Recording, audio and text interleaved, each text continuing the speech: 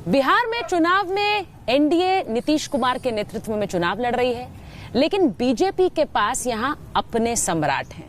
मैं बात कर रही हूं बिहार के डेप्यूटी चीफ मिनिस्टर सम्राट चौधरी जी की, जो आज हमारे साथ हैं रिपब्लिक भारत पर। सम्राट जी, बहुत बहुत धन्यवाद हमें समय देने के लिए। चुनाव में बहुत व्यस्तता रहती है और आप वैसे भी नेतृत्व कर रहे हैं बिहार का, तो उसकी भी व्यस्तताएं हैं, लेकिन उसमें आपने समय निकाला।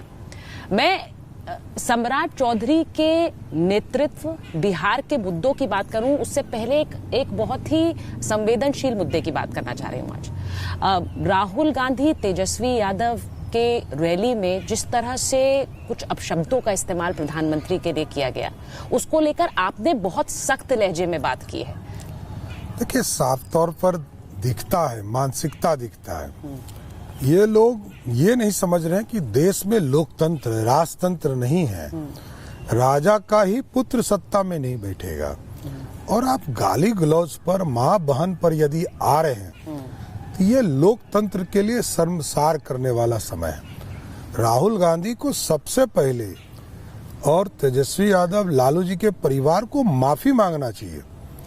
इस तरह की घटिया राजनीति कभी भी लोकतंत्र में नहीं हो सकता है।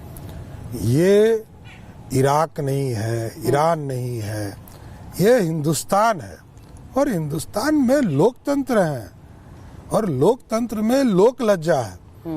और यदि देश के प्रधानमंत्री जी को, उनके परिवार, उनकी माँ बहन को गाली दिया जाए, इससे बड़ा शर्मसार कुछ नहीं हो सकता है। पीड़ा देने लायक है। इससे ज्यादा पीड़ा कुछ हो ही नहीं सकता है। नहीं तो आपको लगता है कि इसके लिए राहुल गांधी और तेजस्वी यादव व्यक्तिगत रूप से जिम्मेदार हैं, उन्हें माफी मांगनी चाहिए? एकदम उनका कार्यक्रम है। हाँ। कोई माफी मांगने से छोटा नहीं होता है। राजनीतिक तौर पर राष्ट्रीय जनता दल और कांग्रेस पार्टी को इसका माफी मांगना चाहिए कि प्रधानमंत्री के खिलाफ जिस भी कार्यकर्ता ने ऐसा किया उसको पार्टी से निकालना चाहिए, कार्रवाई करनी चाहिए और इसको ध्यान रखना चाहिए कि ये लोकतंत्र वाला राज्य है। आपको लगता है बिहार में चुनाव हो रहा है, नेतृत्व नीतीश कुमार कर रहे हैं, आप बीजेपी साथ में है, लेकिन बार बार हमला प्रधानमंत्री पर क्यों होता है? देखिए, देश के सबसे बड़े नेता हैं। लोकतंत्र रखना प्रधानमंत्री जी ने, और जिस तरह लोकतंत्र को स्थापित किया, ये सबसे बड़ा चैलेंज रहा।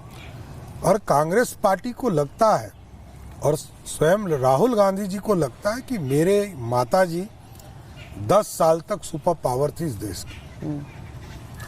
मेरे पिताजी 5 साल तक भारत के प्रधानमंत्री बन के रहे। दादी 13 साल प्रधानमंत्री बन के रही। 20 साल तक पंडित नेहरू प्रधानमंत्री बन के रहे। तो इनको लगता है कि ये राजतंत्र है, हमारा राज्य है, हमारा हिस्सा है, ये गरीब का बेटा कैसे बैठ सकता है। इसलिए तुम तड़ाक बोलते हैं। प्रधानमंत्री जी पिता तुल्य है। हाँ। उम्र के हिसाब से देखें, उनके उस बयान को लेकर भी बहुत हल्ला हो रहा है। ये चिंता करने की चीजें हैं। हाँ। कि लोकतंत्र में जनता आशीर्वाद देती है और जनता के वोट से चुनाव जीते और हारे जा सकते हैं। जिस एसआईआर के मुद्दे पर बिहार आप आए होंगे, बिहार में कोई मुद्दा ही नहीं है। बिहार के लोगों ने तो बूथ कैप्चरिंग देखा है। हाँ। बिहार के लोगों ने, बेचारे ने तो वोट ही नहीं डालते थे, बूथ से भगा दिया। आप कह रहे हैं वो असली वोट चोरी थी? वही तो चोरी था। हाँ। तो आप, जो सम्राट चौधरी एक समय नीतीश कुमार के विरोधी नहीं धुर विरोधी माने जाते थे, वो आज नीतीश कुमार की काम परफॉर्मेंस की रिपोर्ट कार्ड जनता के सामने रख रहे हैं। नीतीश कुमार जी के सिद्धांतों के खिलाफ जब रहा, पार्टियां अलग रही, ठीक, सिद्धांत अलग रहेगा तो लड़ेंगे। हाँ। राजनीतिक तौर पर जब वो हमारे विरोधी थे तो हम लड़ते थे, मुद्दे जनता के मुद्दों को उठाते थे। नीतीश कुमार जी सरकार चलाते थे, सरकार में हम लोग प्रश्न नहीं उठाते थे कि नीतीश कुमार जी ने विकास किया, इससे कभी डिफर नहीं किया। ठीक। लेकिन जनता के मुद्दों को उठाने का काम हम करते थे। सम्राट चौधरी जी के लिए ये बार बार कहा जाता है कि क्या वो बिहार में बिहार के सम्राट बन सकते हैं? क्या ये चुनाव काफी पहले से लोग चर्चा करते हैं कि ये सम्राट चौधरी के लिए डिप्टी सीएम से सीएम तक का सफर भी तय करेगा इस चुनाव। मैं तो एक राजनीतिक कार्यकर्ता हूँ और जेल यातना से इतने दूर तक आ गया, काफी है। जनता का आशीर्वाद यही काफी है। पार्टी जो दायित्व देती है उस पर काम करता हूँ। पार्टी ने विरोधी दल का नेता बनाया, विरोध किया, सरकार के विरोध नीतियों का विरोध किया। पार्टी का अध्यक्ष बनाया, संगठन को मजबूत किया। आज सरकार में हूँ, सरकार को डिलीवर करना होता है। नीतीश जी के साथ, नीतीश जी के नेतृत्व में जनता के बीच डिलीवर करने का काम कर रहा हूँ। पर सम्राट जी, हर नेता की महत्वाकांक्षा होती है, जो डिप्टी सीएम तक पहुंच जाए वो ये नहीं सोचेगा कि मैं सीएम भी बन जाऊं एक दिन। मेरे को लगता है मैं बहुत अच्छे पद पर बैठ लिया, चौथी पांचवी बार मंत्री के तौर पर हूँ। जनता ने जो काम दिया काफी है और आगे भी काम जो पार्टी दायित्व देती रहेगी करता रहूंगा। अच्छा, दूसरे पाले की बात इसलिए करूंगी क्योंकि जो आपके सामने आपके प्रतिद्वंदी हैं, वहां सीएम को लेकर लड़ाई लग रही है। वहां राहुल गांधी एंडोर्स नहीं कर रहे हैं तेजस्वी यादव का नाम बतौर सीएम। फर्क ही नहीं पड़ता है। राहुल गांधी जी का ही लिमिटेड रोल है बिहार में। हाँ, यहाँ लालू जी का रोल है। हाँ, लालू जी किंग मेकर है। ठीक। यहाँ लालू जी ही झंडी दिखाएंगे तब राहुल गांधी निकलेंगे, तो उनको भी वापस ही जाना होगा। तो लालू जी और नीतीश जी की लड़ाई है। लेकिन वहां से ये कहा जाता है कि पिछले कुछ दिनों में बिहार में जिस तरह से हत्याओं की खबर आई, हत्याएं हुई, क्राइम ग्राफ बढ़ा, वो कह रहे हैं हमें कैसे जंगल राज, ये लोग कह रहे थे। देखिए क्राइम ग्राफ कैसे बढ़ रहा है यहाँ। इसलिए जंगल राज कहता हूँ मैं कि बिहार में नीतीश कुमार जी के सुशासन में 100 घंटे में गिरफ्तारी होती है। और आप बाहर निकल के एक बार फोन कर दीजिए 112 पर। हिंदुस्तान का सबसे तेज गति से चलने वाला पुलिस होगा और सबसे पहले आपके पास आएगा। सिडू देहात में जाके फोन कीजिए, विदिन 15 मिनट्स आपके पास पुलिस होगा। अच्छा, ये सम्राट चौधरी दावा कर रहे हैं कि बिहार पुलिस ऐसे काम कर रही है। ये वही मैं कह रहा हूँ कि हिंदुस्तान में सबसे तेज गति से चलने वाला पुलिस बिहार का है। और ये बदलाव आप लोगों ने करवाया। यहाँ पर कार्रवाई होती है। ठीक। 100 घंटे में कोई भी बड़ा से बड़ा अपराध हो, 100 आवर्स में उसकी गिरफ्तारी होती है। और मैंने वो राज्य भी देखा है जिस राज्य में लालू जी इसी बगल वाले घर में रहते थे और लालू जी स्वयं कहते थे, अरे बच्चा लोग गलती कर गया है, डॉक्टर साहब कुछ पैसा दे दीजिए। तो किडनैपिंग करके लाता था। मुख्यमंत्री आवास से रिकवरी होती थी और मुख्यमंत्री आवास में ही रैंसम तय होता था। ऑर्गेनाइज क्राइम था विथ सीएम। तो फिर ये क्यों कह रहे हैं तेजस्वी यादव के रैली में इतनी भीड़ आ रही है कि बीजेपी वालों के पसीने छूट जाएंगे? आप एक चुनाव देख लीजिए। 2005 जब लालू जी हारे, 2005 जब लालू जी हारे, 2009 जब पूरी तरह हार गए, 2010 जब 22 सीटें आई, मतलब राबड़ी जी स्वयं हार गई, पूरे खानदान में कोई सदस्य नहीं था, 14 हारे। लालू जी का भीड़ है, कोई एसपी रहेगा। वो काम करे ना करे, हत्या करे, लूट करे, बलात्कार करे, तो भी उसको वोट देगा। कुछ उनके कैडर है, वो उनके साथ रहेंगे। अच्छा, इसलिए वो कंफर्म है। लालू जी के परिवार ने, आप सोचिए, दरोगा बाबू बिहार के मुख्यमंत्री हुआ करते थे, सामाजिक न्याय के नेता थे। उनकी पोती को घर से राबड़ी देवी जी ने बाल पकड़ के घर से बाहर कर दिया, तभी जनता वोट दे रही है। नहीं तो जो वोट चोरी के आरोप वो लगा रहे हैं कि वोट चोरी हो रही है यहाँ पर लोगों के, उसका प्रूफ देना चाहिए ना। अब वो तो इलेक्शन कमीशन ने कहा नहीं दिया है। वही तो मैं कह रहा हूँ। लगभग 1 लाख से बढ़कर 4 लाख लोगों ने आवेदन दिया कि हमारे चीजों को इसकी समीक्षा की जाए, स्क्रूटनी किया जाए। आवेदन दिया तो 4 लाख लोगों ने दिया। तो 4 लाख में इनको यदि पता है एक्चुअल जो ये उठाते हैं बेचारे, इनका मिस फायर हो जाता है। राघोपुर की जनता को राहुल गांधी जी ने टेबल पे खाना खिलाया, उसका वोटर लिस्ट में नाम निकल गया। सासाराम में वोटर लिस्ट, एक महिला का फोटो दिखाया कि ये बेचारी का नाम कट गया, उनका वोटर लिस्ट में नाम है। एक बिहार के वरिष्ठ IAS ऑफिसर ने कहा कि मेरी पत्नी और मेरा नाम कट गया, उनका नाम वोटर लिस्ट में।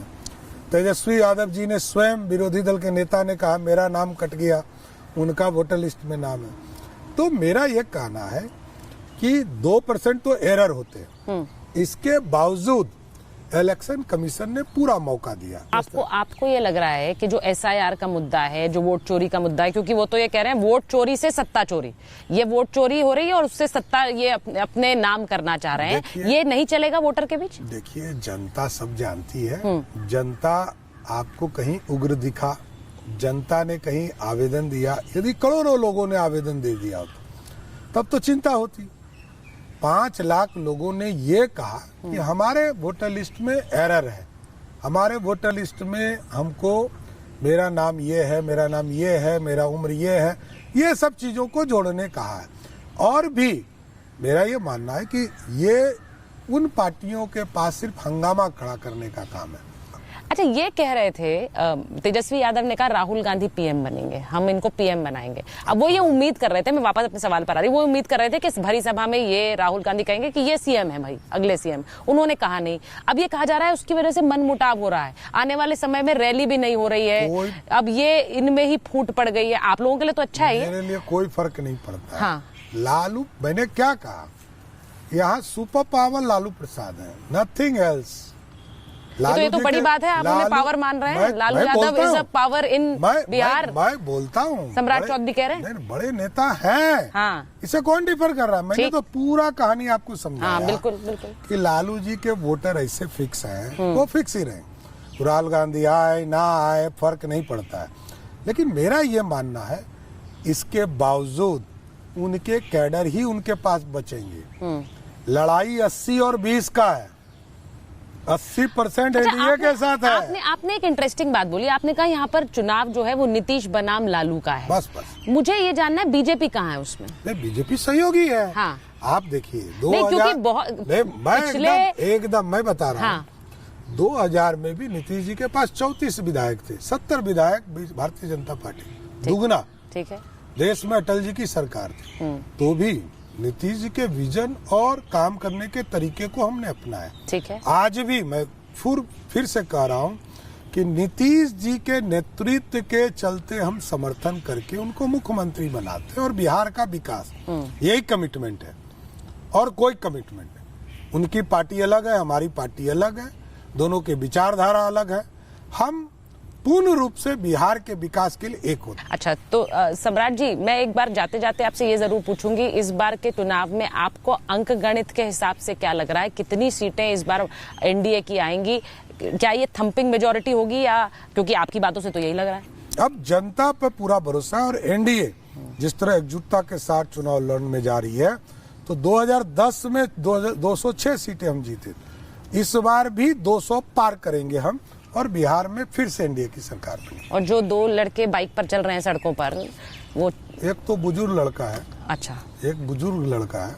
अब यदि कोई लड़का यदि 55 वर्ष की उम्र में लड़का है तो कुछ नहीं कर सकता हूँ मैं। दूसरा छोटा है, इसमें कहीं दो, लेकिन उसका कोई राजनीतिक। आप तेजस्वी यादव को सीएम बनते हुए देखते हैं कभी बिहार में? मैं ये कहता हूँ, क्योंकि आप ये मान रहे हैं कि लालू जी का काडर है। मैंने कहा कि लालू जी नेता है। हाँ। ये लोग कलाकार हैं। हाँ। भेजते हैं, डायरेक्टर भेज देता है कि चलिए काम करो। नहीं, इस चुनाव में नहीं, अगले चुनाव में राबड़ी देवी और मेहनत करे, जनता तय करेगी। अच्छा, प्रशांत किशोर के बारे में आप क्या सोचते हैं? मैंने आपके बयान सुने, आप उनके बारे में कभी बुरा नहीं बोलते हैं। बहुत से लोग उन्हें बीजेपी की बी टीम बोलते हैं। मैं तो यही कह रहा हूँ ना कि वो एक माहौल बना रहे हैं, सिर्फ माहौल, कुछ नहीं है। अच्छा, सिर्फ माहौल है। ऑर्गेनाइज इवेंट मैनेजमेंट, एक डायरेक्टर, उन्होंने चुनाव जिताए हैं। नहीं, मैंने क्या कहा, एक director, good event management, nothing else. सम्राट जी, मुझे लगता है बिहार में आपने बिल्कुल सही कहा कि ये एक ऐसा राज्य है जहां पर बहुत हद तक जो कास्ट डायनामिक्स है वो राजनीति तय करती है, लेकिन इसी के साथ साथ बिहार में विकास ने अगर राजनीति तय की है तो वो मुझे लगता है एक बहुत बड़ी बात है। डिफर हूँ आपसे। कास्ट डायनामिक यदि होता तो नीतीश जी को 206 सीटें नहीं मिलती, मोदी जी को 303 सीटें नहीं मिलती।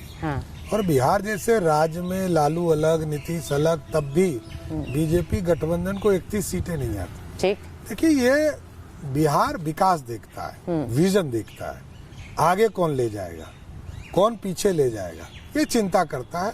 जाति का पूरा बंधन टूट चुका है। बिहार में सिर्फ विकास मॉडल है। चलिए हम इंतजार करेंगे कि क्या बिहार में जाति का मॉडल टूट गया है। इस बार जब चुनाव के नतीजे आएंगे तो क्या बिहार वोटिंग के जरिए ये दिखाएगा, जो बात सम्राट चौधरी जी कह रहे हैं। सम्राट जी बहुत बहुत धन्यवाद हमसे बात करने के लिए, और मैं आपको शुभकामनाएं दूंगी आपके आगे के सफर के लिए। अभी लंबा सफर है, चुनाव आपने उसके लिए जमीन भी तैयार करनी है और चुनाव लड़ना भी है। बहुत बहुत धन्यवाद।